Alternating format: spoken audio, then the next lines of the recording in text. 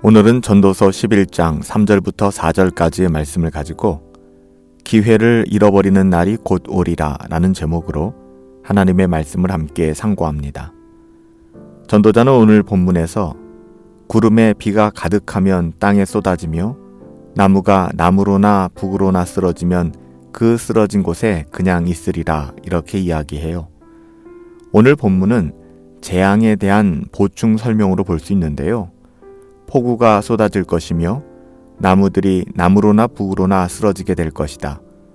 우리는 이런 재앙을 결코 피해갈 수 없다는 이야기죠. 가진 때가 있으면 잃어버리는 날이 오고 평안한 때가 있으면 곧 환난과 시련이 찾아오는 법이에요.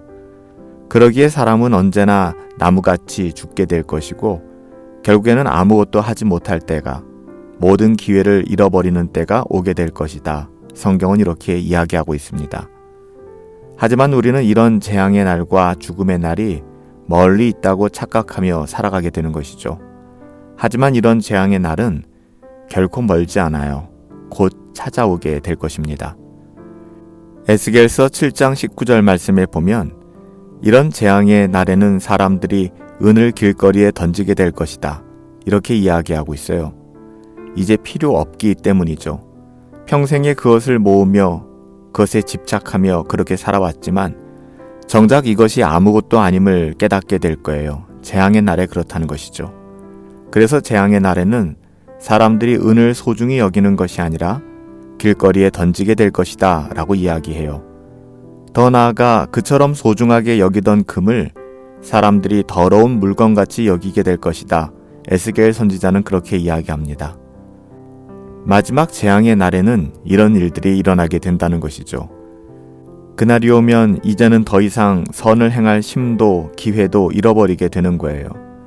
그러기에 우리는 이런 재앙의 날이 찾아오기 전에 하나님의 말씀을 따라 선을 행해야, 최선을 다하며 살아가야 이것이 올바른 하나님의 자녀다운 삶이라고 할 수 있을 거예요.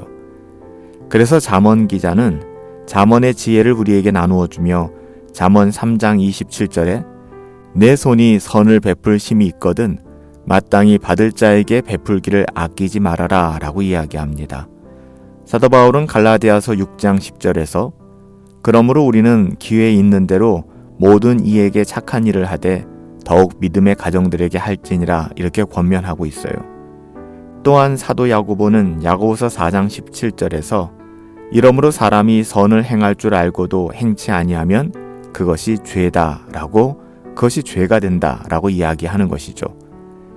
이어 전도자는 오늘 본문에서 풍세를 살펴보는 자는 파종하지 아니할 것이요 구름을 바라보는 자는 거두지 아니하리라 이렇게 이야기하는데요. 이 말은 사람이 바람을 보고 파종을 미루거나 구름을 보고 추수를 늦추는 것을 말하고 있는데요. 농부가 그렇게 해서는 안 된다는 것입니다. 농부가 바람을 보고 파종을 미루거나 구름을 보고 추수를 늦춰서는 안 된다는 것이죠. 풍세가 어떠하든 구름이 어떠하든 농부는 환경과 상황에 얽매이지 말고 파종하며 추수해야 하는 거예요. 당연하죠. 농사하는 자는 이런 웬만한 어려움쯤은 충분히 각오해야 한다는 것이죠. 하나님의 자녀들 역시 다르지 않다는 거예요. 하나님의 자녀들은 하나님을 의지하고 하나님의 계명에 합당한 일들을 선하게 증거하며 살아가야만 한다는 거예요. 농부가 환경과 상황을 변명하면 안 되듯이 우리 역시 우리의 삶의 모든 자리에서 하나님의 자녀답게 변명하지 말고 경건을 추구하며 순종하며 살아가야만 한다는 것이죠. 물론 이런 삶이 결코 쉽지만은 않아요. 그럼에도 불구하고 수많은 어려움이 예견되어도 또한 실제로 어려운 일이 첩첩이 쌓여 있다 할지라도 하나님의 자녀들은 주님을 바라봄으로 낙심하지 말고 선을 행해야만 합니다. 사도 바울은 갈라디아서 6장 9절에서 우리가 선을 행하되 낙심하지 말지니 피곤하지 아니하면 때가 이름에 거두리라 라고 이야기하였습니다. 하나님의 자녀답게 구제하며 하나님의 자녀답게 하나님의 사랑을 나누는 모든 선행도 그렇고요. 또한 은혜의 복음을 증거하는, 또 은혜의 복음을 전하는 그 삶 역시, 전도자의 삶 역시 동일합니다. 우리는 우리가 살아가는 삶의 모든 자리에서, 그리고 모든 순간마다 그것이 하나님의 뜻과 가르침에 합당한 일이라면 우리는 성경의 가르침에 따라 이 선한 일을 행하기에 최선을 다해야만 할 거예요. 물론 주님께서 걸어가신 그 길이 많은 수고와 고난을 요구하겠지만 그럼에도 불구하고 기회가 있을 때 그 기회를 잃어버리기 전에 우리는 낙심치 말고 선으로 악을 이기며 살아가야만 하는 것이죠. 우리가 생각하는 것보다 우리의 인생은 길지 않아요. 우리가 당연하게 생각하는 지금의 환경과 상황 역시 결코 영원하지 않을 것입니다. 살아계신 아버지 하나님, 우리가 가진 기회가 영원할 것이라고 착각하지 않게 하옵소서.